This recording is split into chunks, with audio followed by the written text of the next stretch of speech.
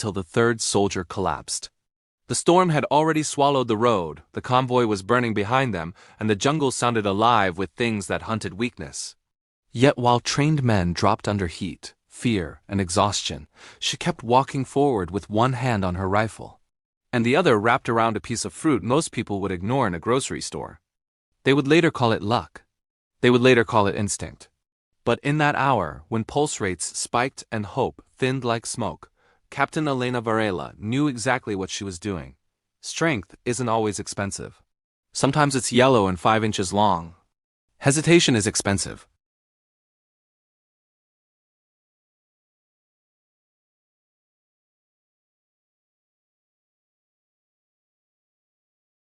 We made it. No, we just arrived at the real problem. The storm didn't just break the trees, it broke the world. In the mountain valley, the river had become an impassable wall of fury.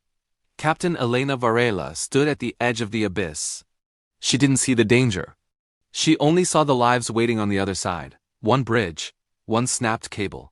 All that remained of the connection to the village was a steel thread whipping in the violent current. She shed the weight of her gear. Every ounce mattered when gravity and water were the enemies. Meds, slings, and a small bundle of hope. Sergeant Briggs knew the odds. He saw suicide mission. Elena saw necessity. A silent look passed between them, the last one for tonight. The metal was cold, vibrating with the roar of the torrent below. She clipped her harness and stepped into the void. The river reached up for her, a churning monster of mud and debris. One slip meant disappearing into the blackness forever. Impact. A floating giant struck the line. The shockwave rattled her bones, and for a second, the world went still in terror. Then, the sound of failing steel. The anchor groaned, a metallic scream echoing through the valley as the line began to give way. Adrenaline burned hotter than the pain in her shoulder. She dangled by a single hand, the spray of the river stinging her eyes. Solid ground was a miracle. The villagers' hands were rough and desperate, pulling her from the edge of the devouring dark. The schoolroom was a sanctuary of shadows and suffering. In the flickering light, the true cost of the storm was revealed. Small acts of mercy are the strongest medicine. A piece of fruit, a steady hand reminders that they hadn't been forgotten. A child's eyes see everything. She saw the blood on Elena's hands, but she also saw the courage that brought her there. The radio crackled a voice from the world she left behind. But the mission wasn't over. Not while there was still ground to cover. Commands and protocols didn't matter now. The sergeant's orders were lost in the static of a valley that needed a hero. High on the ridge, a light went out. Someone else was in the dark. Elena didn't hesitate. She never did. Resilience isn't just surviving the storm. It's walking back into it, one step at a time, until everyone is brought home. The mountain does not merely stand, it breathes. Tonight, it is a cold, suffocating inhale of torrential rain and shifting earth. In the heart of the village square, Captain Elena Varela stands amidst the chaos. The weight of the world is on her shoulders. She checks her gear, every clip and strap a lifeline. The radio crackles, a sergeant's voice struggling against the roar of the wind. The ascent begins. Every step is a gamble against gravity on a trail that has turned into a river of slick, treacherous clay. Her flashlight cuts through the mist like a blade. It reveals the mountains, scars, fresh debris, and stones scattered by the sliding earth. Memory flickers in the dark. She remembers Mateo's laugh, a bruised banana in his hand, a simpler time before the hospital beds, and whispers. The memory fades into the harsh reality of the storm. She stops killing the light to let the mountain speak its secrets. There, 3 sharp knocks on metal. A signal of life buried beneath the sound of the relentless gale. She moves toward the sound. The farmhouse is a skeleton of what it once was, leaning dangerously as the mud pushes through its broken walls like a slow tide. At a shattered window, a face appears. Lucia, her features etched with the terror of a child who has seen the earth turn against her. Elena forces the window open, her injured shoulder screaming in protest. She ignores the pain, climbing into the tilting, flooded tomb. Inside, the ceiling groans. Elena braces herself against a fallen cabinet, using every ounce of strength to lift the debris off Lucia's mother. The wood splits with the sound of a gunshot. Elena yells for them to move. Lucia drags her mother toward the window just in time. The floor buckles. Elena lunges for the sill as the house vanishes into a roar of timber and mud. The mountain has claimed its prize. She rolls into the mud, the air knocked out of her. Above, the first gray light of dawn begins to bleed through the clouds. But the mission is far from over. Her radio bursts to life. The village crossing is gone. They are stranded in the heart of the storm. The radio didn't just break the silence. It shattered the peace of the ridge. A village is drowning, and the clock is already running out.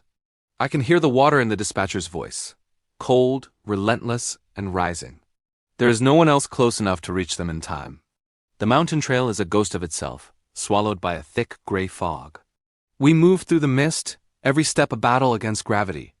I support the mother while Lucia stays close.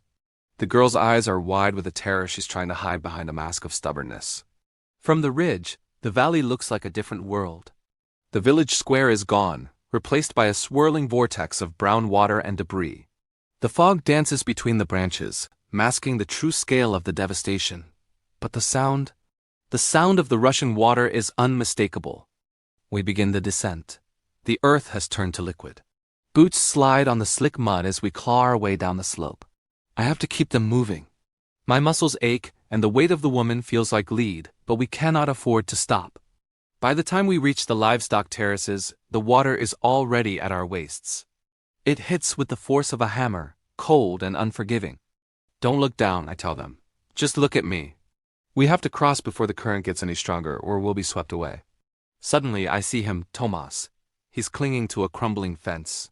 I don't think I just lunge into the heart of the current. I grab his arm just as the post snaps.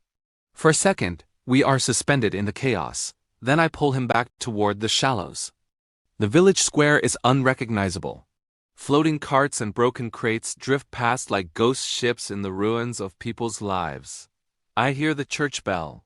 It's a dull, muffled thud under the water, a funeral march for a town that never expected this. I spot Priya near the center. She's standing waist-deep, her arms raised high to keep an infant above the reach of the rising tide. I sprint toward her, my legs heavy as lead.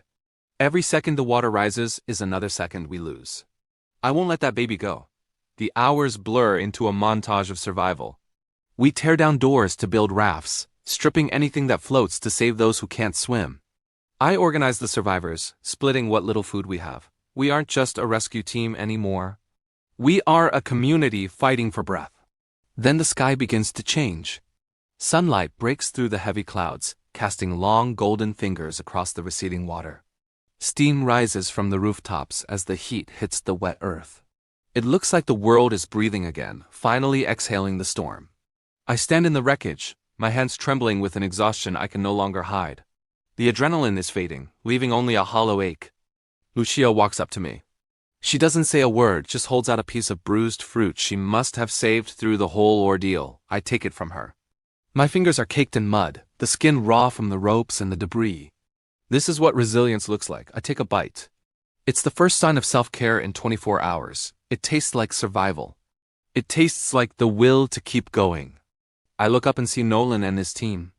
The heavy transport choppers are circling above, and the professional relief effort has finally arrived.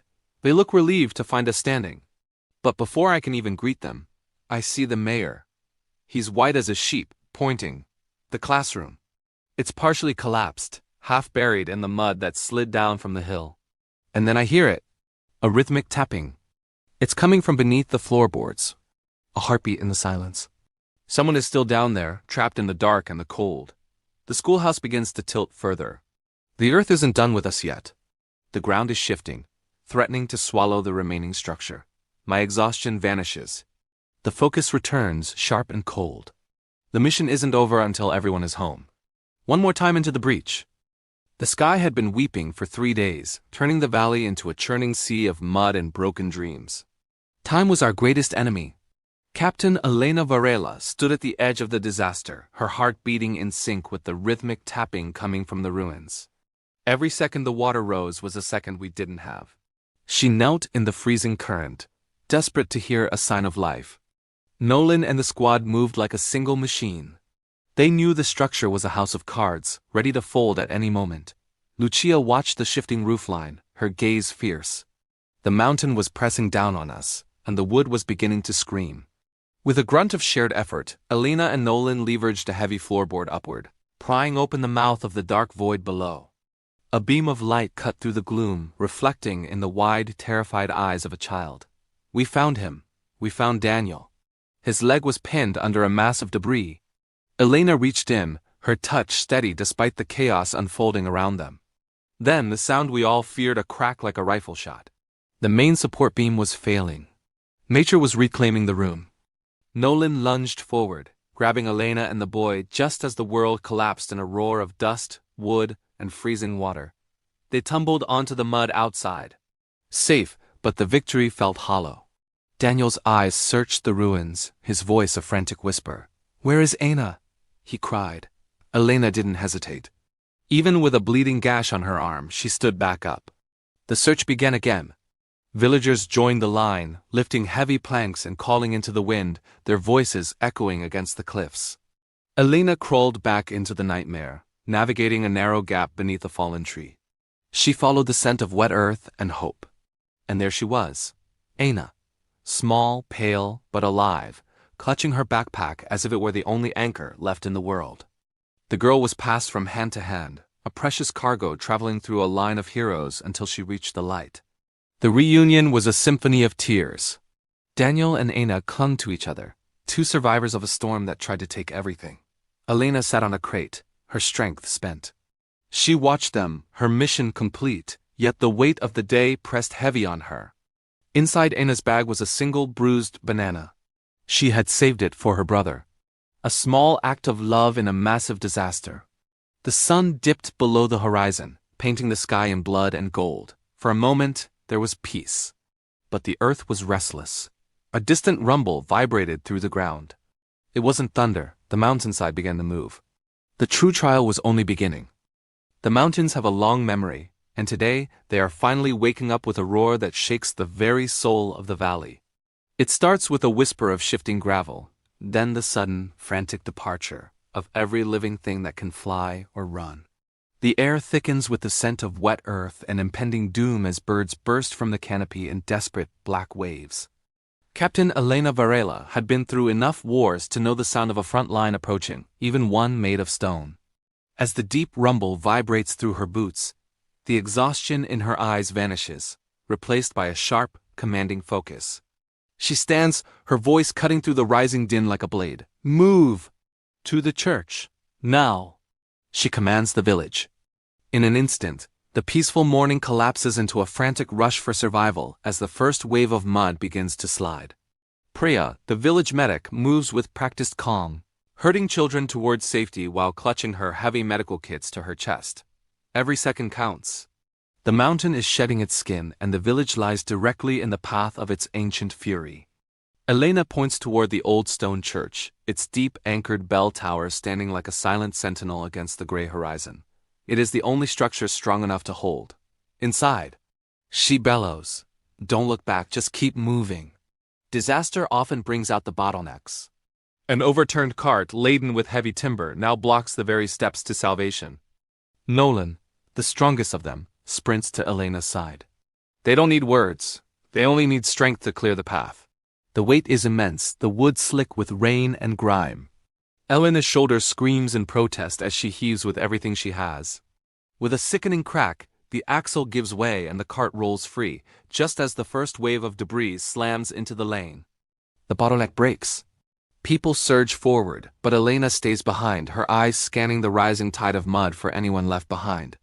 She spots them, young Tomas and an elderly man, pinned by the current and sinking fast into the churning brown earth. Without a second thought, Elena spins back into the danger. She is a woman who would give her last breath to save a stranger. Nolan follows her lead, his powerful arms reaching out to anchor her as she pulls the two survivors from the freezing sludge. They scramble toward the heavy oak doors. Behind them, the roar of the mountain reaches a deafening crescendo. They tumble inside just as the impact hits. The entire stone structure groans under the weight of the earth, but it holds. Inside, the air is thick with dust and the sound of frantic breathing. Villagers lean against the doors, their bodies the final barricade. From high above, the church bell rings once, a mournful, singular chime struck by the impact of the debris outside. Silence falls, heavy and absolute. The immediate danger has passed. leaving only the long, cold night of uncertainty.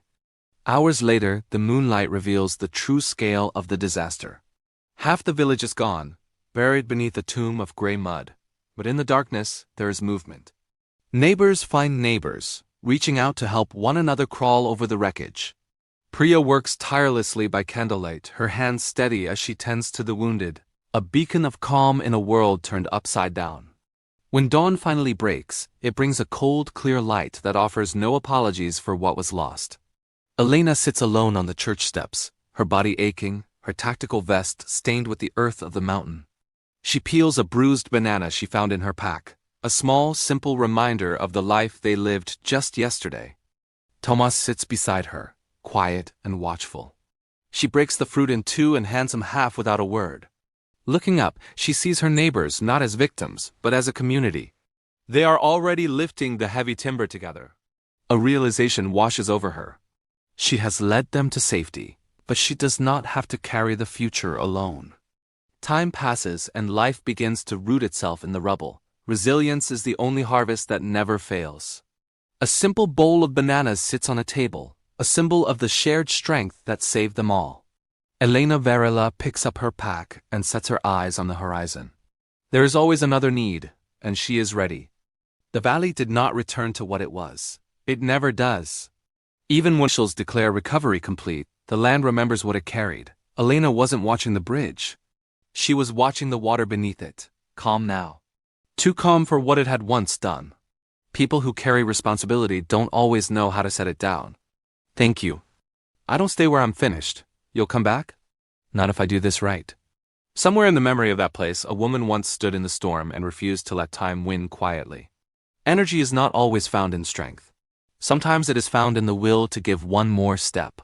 One more bite, one more life saved before darkness returns.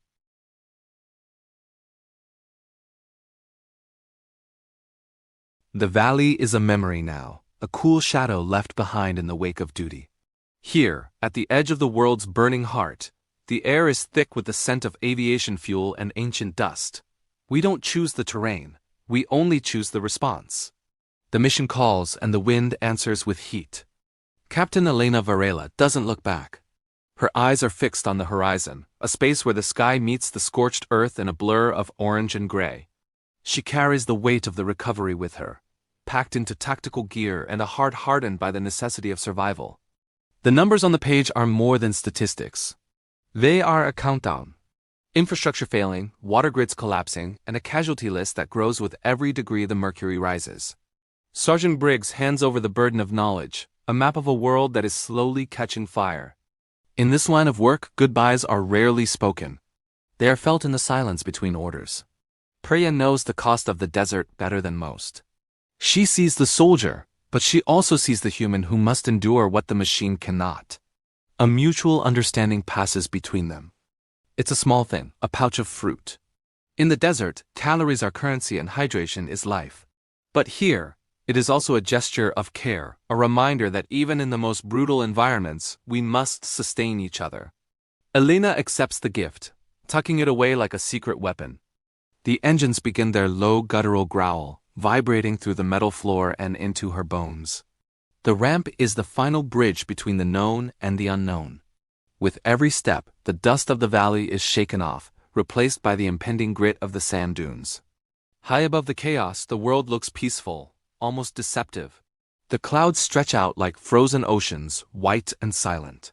Inside the belly of the beast, Elena sits in the dim light, the hum of the aircraft her only companion as she mentally prepares for the heat below. She performs the ritual of the living. Peeling the fruit is a grounded motion in a world that is currently shaking. It is a moment of quiet rebellion against the mission's scale, a single bite of sweetness before the bitterness of the desert takes hold of her senses. The earth below has turned to gold and ash. From this height, the devastation is architectural water towers lean like broken toys, and the horizon is lost to a shimmering haze of heat. It is a landscape that has forgotten what it feels like to be rained upon. The green light flashes, and the world opens up. The air that rushes in is not air at all. It is a physical weight, a blast of fire that steals the breath from your lungs. Elena stands, her silhouette framed by the blinding white light of the desert noon. Gravity takes her, and for a moment she is between worlds. The descent is rapid, the wind screaming against her gear.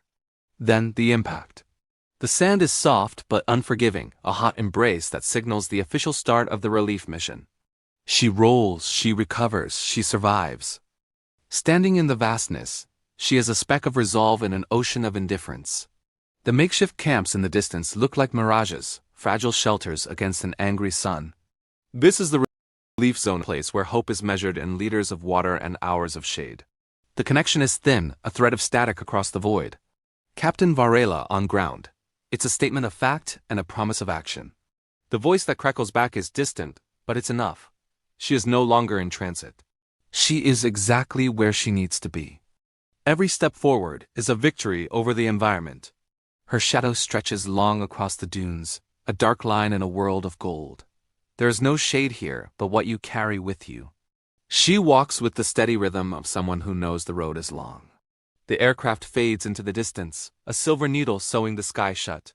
Elena walks on, the pouch at her side a small, yellow symbol of the humanity she protects. The mission has begun. Resilience is not just a word. It is the next step in the sand,